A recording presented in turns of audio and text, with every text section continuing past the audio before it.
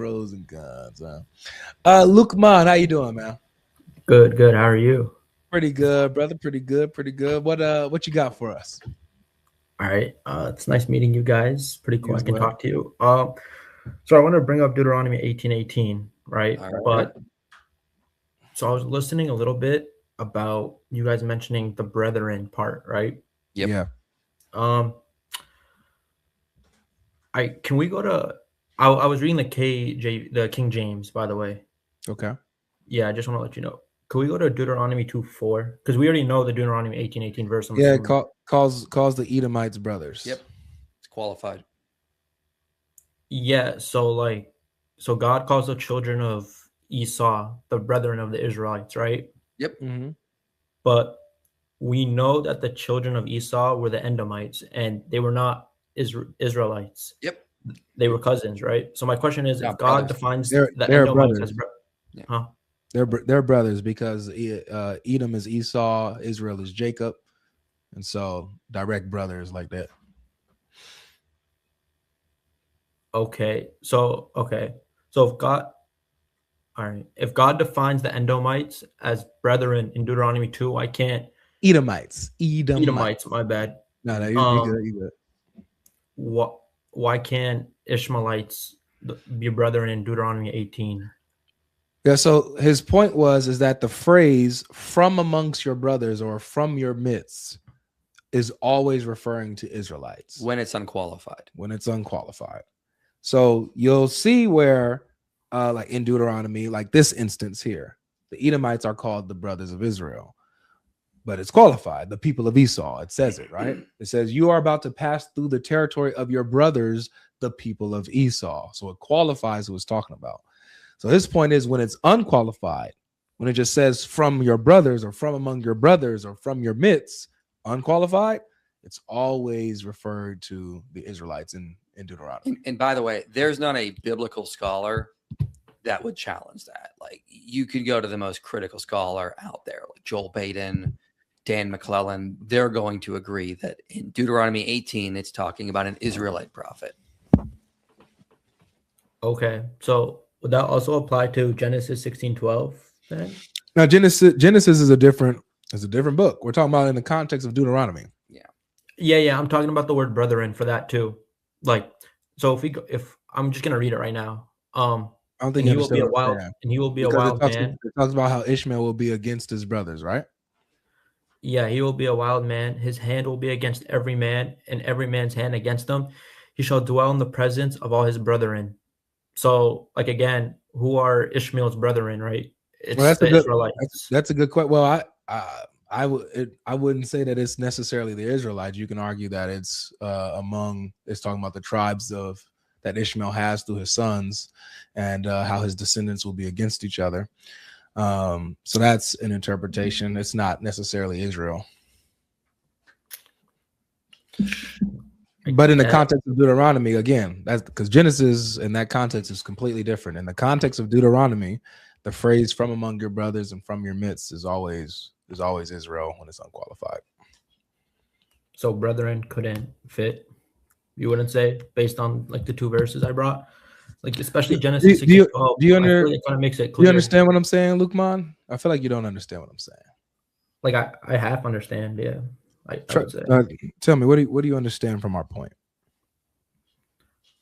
Basically, for the Deuteronomy 2:4, or for the Deuteronomy 18:18, you're saying it's always going to be the Israelites because of the fact it said from among, right?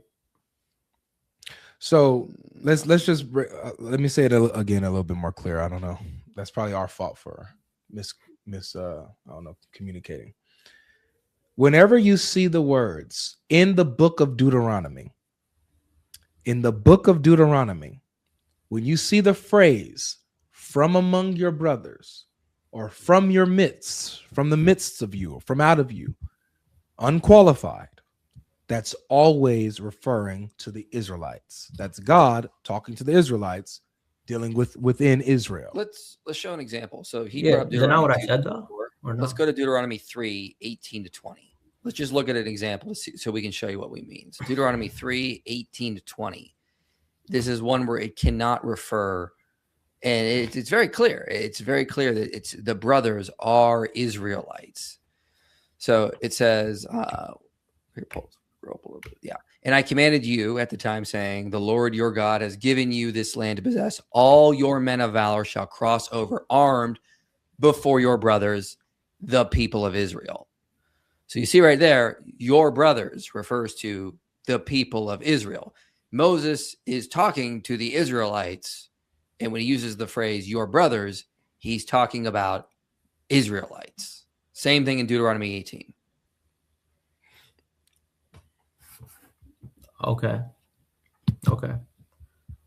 Here's an example as well. Yeah, this is a good one. 15. Yeah. No, it's 15. 15? Oh. Yeah. Deuteronomy 17:15. Oh, you think you know? Oh, I know. Yeah, this is a good one. All right, so look at this one, bro. So it says, Mhm. when you come to the land that the Lord your God is giving you and possess it and dwell in it, and then say, I will set a king over me like all the nations that are around me. You may indeed set a king over you, whom the Lord your God will choose. One from among your brothers you shall set as king over you. You may not put a foreigner over you who is not your brother.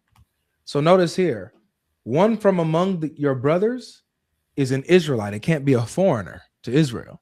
It's someone who is an Israelite, which is why when you look at the lineage of kings in Israel, you'll never see a non-Israelite as a king in Israel. Right? Right. Yeah. So the same thing is said from one from among your brothers is the same phrase used for the prophet like Moses in Deuteronomy 18. Same thing. We go to verse 15. The Lord your God will raise up a prophet like me from among you, from your brothers. It is to him you shall listen. Let's skip down to 18. He says the same thing. I will raise up for them a prophet like you from among their brothers. He has to be an Israelite. Okay. I see what you're making. Like, I see the point you're making. Mm-hmm. Could we go back to Genesis 16:12 though? Well, hold up. Before we go to Genesis 16:12, why don't we go to Genesis 25? Because it said Ishmael is going to dwell among his brethren. But Abraham had other sons other than Isaac and Ishmael, and they're mentioned in Genesis 25. So what we see here is we see Abraham took another wife, and she bore him Zimran, Jokshan, Medan, Midian, Ishbak, and Shua. Now, the son that's mentioned there that's important is Midian. Because if we read Genesis 37, we find that Ishmaelites and the Midianites were blending together. They were basically acting as one group. So this would fit. Ishmael is blending with his brothers, like Midian, for example. Wait, can you go to the King James for this one? Oh, you're on Genesis 25, all right. Yeah, so you can see Midian is a brother of Ishmael, descendant of Abraham, right there. So Midian is a son of Ishmael. I'm sorry, son of Abraham. Ishmael is also a son of Abraham. And so you brought up Genesis 16 about him dwelling among his brethren. Well, there we see it. He's dwelling among Midian. We see this in Genesis 37 when Ishmaelites and Midianites are together. Okay, so are you saying in Genesis 16:12 then, Ishmael's brethren is not Isaac and his descendants? It's his brothers. Mm-hmm. So is it Isaac and his descendants or no? There's more than just Isaac is the point. And Genesis 16 is not specifying Isaac. It's just saying brothers. Could you pull a Genesis 16:12 up? Like, just for context. And I'm reading the King James. Yeah. So do you understand what's been said, bro? Because it sounds like you're I see the point that are making. Your mind is made up on a point or something. That's what it seems like to me. Wait, you said what? It seems like your mind is already made up on a point. Because it sounds like nothing that we're saying is like you're not accepting. It's like you don't. You don't care. I wouldn't say that, to be honest. But, okay, so then what is it about Genesis 16:12 that doesn't line up with what has been shared to you, bro? well, yeah, that's what I want to. Can you change it to King James? Why? Because it's going to change the translation. It won't say dwell over and against. The ESV is more accurate. Okay, KJV. wait. I'm just saying King James because that's the standardized, is it not? Like, No, it isn't, bro. No, ESV is better. King James is super old, man. It's like I'm not. translated. Here's the thing you got to understand about the King James. It's going back, hundreds of years. They're using the best manuscripts they have at the time. But since then, scholars have advanced. We know more about the Hebrew language, the Greek language. We have found more manuscripts available to us.